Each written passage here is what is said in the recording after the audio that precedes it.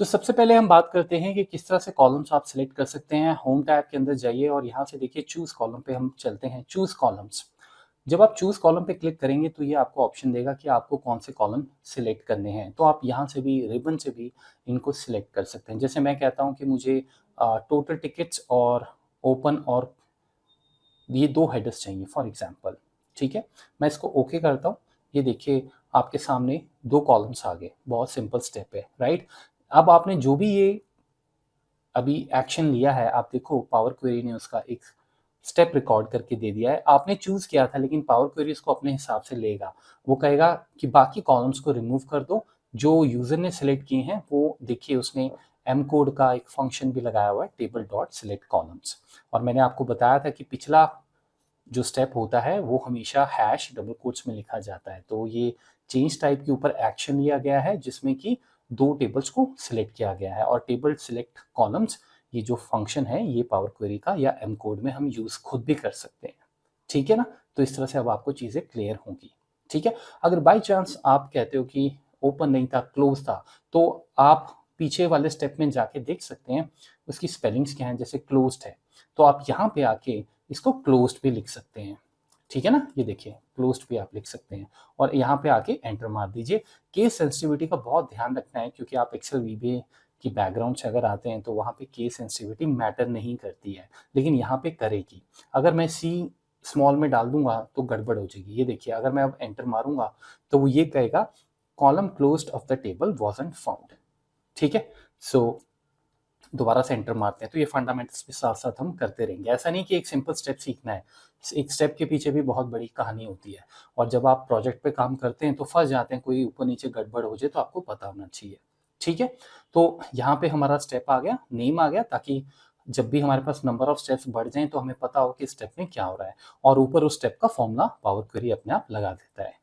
ठीक है, curly brackets इसीलिए हैं बिकॉज ये बहुत सारे हेडर्स हैं, तो उस तरह कर्ली ब्रैकेट्स में ही पावर क्वेरी जो है वो आपको लिस्ट जो है बना के देती है। जैसे सपोज अब मैं कहूँ कि मुझे एक और हेडर चाहिए तो आप कॉमा लगा के यहाँ पे देखिए आप डबल कोट्स में ओपन भी लिख सकते हैं। ये देखिए, ठीक है। अब मैं यहाँ पे आता हूँ और एंटर मारता हूँ, ये देखिए ओपन भी आ गया। बहुत ही बढ़िया। ठीक है, तो इस तरह से हम चूज कॉलम सिलेक्ट कर सकते हैं। करेक्ट। ओके, आगे वाला स्टेप क्या है? आगे वाला है गो टू कॉलम।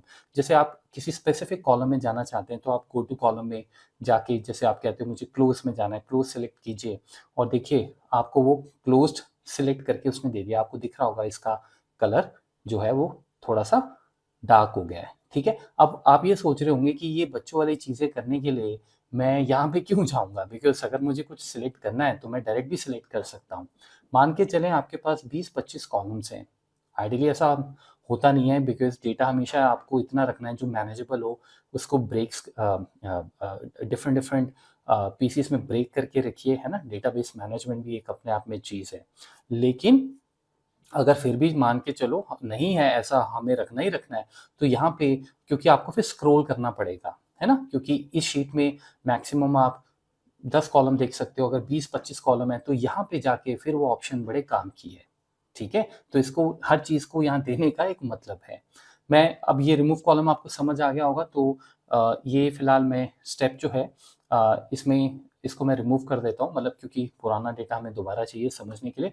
तो चूज कॉलम में हमने ये जो है दो चीजें समझ ली। ठीक है, आपने एक और चीज देखी होगी कि जब आप कोई चीज, जैसे आपके पास बहुत सारे कॉलम्स हैं और आपको जैसे किसी कॉलम पे जाना है या चूज करना है, आपने देखा होगा यहाँ पे नोट किया कि यहाँ पे आपको एक सर्च बार भी दिया हुआ है। मतलब search bar in the sense कि जैसे सपोज मैं अगर यहाँ पे लिखूं ओपन फॉर एग्जांपल, ये देखिए जैसे आप ओपन लिखेंगे या ओपी आप लिखेंगे, एक्चुअल में तो ओपी लिखा है तो ओपी से रिलेटेड आपको सब मिल जाएगा। तो ये भी एक बहुत अच्छी चीज़ है। हो सकता है कि आपको हेडर का नाम याद ना आ रहा हो लेकिन आपको आइडिया हो तो आप उसमें भी कुछ लिख सकते हैं। ठीक है, जैसे मैंने अगर सपोज यहाँ पे अगर मैं ई लिखूँ फॉर एग्जांपल, ये देखिए ई, यहाँ भी ई है, यहाँ भी ई है, यहाँ भी ई है। अगर मैं ईडी कर दूंगा तो देखिए क्लोज्ड। तो ये एक्चुअल में कंटेन्स है, ये बिगिन विद नहीं है। ठीक है, तो ये भी एक बहुत अच्छा ऑप्शन है, यहाँ पे भी आप इसका यूज कर सकते हैं। अब ये देखिए इसमें ये सॉर्टिंग वाला ऑर्डर आपको दिया हुआ है, देखिए नेचुरल ऑर्डर है या नेम वाइज आपको सॉर्ट करना है, ठीक है। तो जैसे मैं आप यहाँ नेचुरल ऑर्डर मतलब वो अपने ऑर्डर में है जैसे आपका डेटा था। अगर मैं इसको फॉर एग्जांपल नेम कर दूं, ऐसे यहाँ पे क्लिक कर दूं, तो ये देखिए नेम वाइज ये सॉर्ट हो जाएंगे। सी पहले आ गया, फिर ई आ गया, फिर एम, फिर ओ, फिर टी, मतलब अल्फाबेटिकली सॉर्ट हो गया, क्योंकि हमारे पास ए और बी से कुछ भी नहीं है, ठीक है। तो आपके पास दोनों ऑप्शन हैं इसमें, आप सॉर्टिंग भी कर सकते हैं असेंडिंग ऑर्डर में, और नेचुरल ऑर्डर मतलब वो तो बाय डिफॉल्ट ही रहता है कि जैसा आपका डेटा है वैसा ही वो आपको दिखाएगा, ठीक है। इस तरीके से फाइन, क्लियर हो गया। अब मान के चलें सपोज मैं यहाँ पे क्लिक कर देता हूँ, 1 मिनट के लिए मैं क्लिक कर देता हूँ, मैं ओके कर देता हूँ, ठीक है।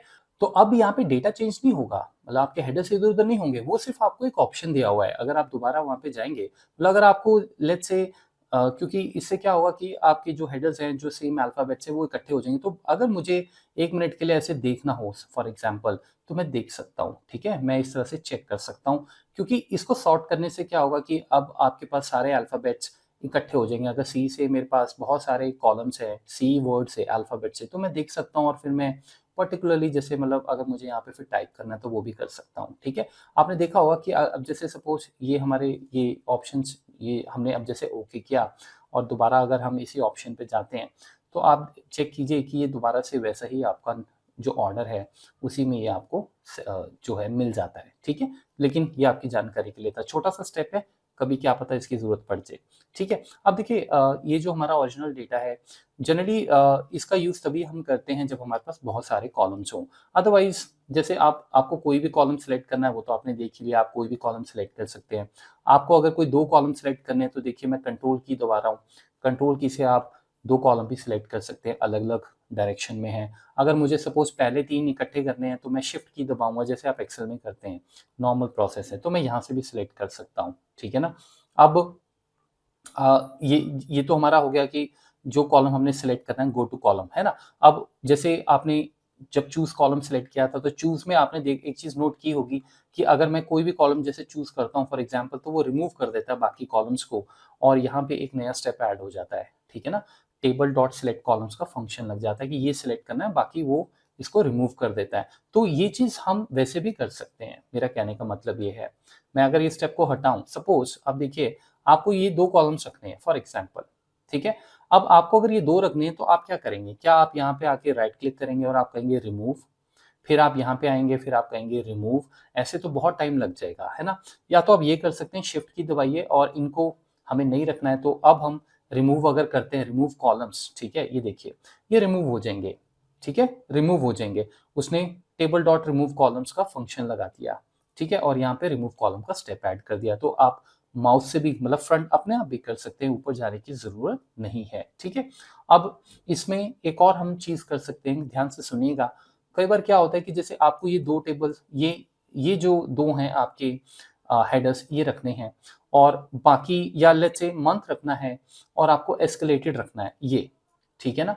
आपको ये दो कॉलम्स रखने हैं। अब आप क्या करेंगे, और इमेजिन कीजिए आपके पास 15-20 हेडर्स हैं फॉर एग्जांपल, कॉलम्स हैं, या चलिए 2 हैं 3 हैं, वो मैं बात नहीं कर रहा, पर आप देखें अब अगर आपको ये दोनों रखने हैं, तो आप यहाँ पे हो सकता है शिफ्ट की दबा के इन दोनों को इकट्ठा डिलीट कर दें, फिर आपको यहाँ आना पड़ेगा, फिर आपको इसको डिलीट करना पड़ेगा, है ना, क्योंकि आप शिफ्ट की तो नहीं प्रेस कर पाएंगे, क्योंकि फिर ये इकट्ठा सेलेक्ट हो जाएगा।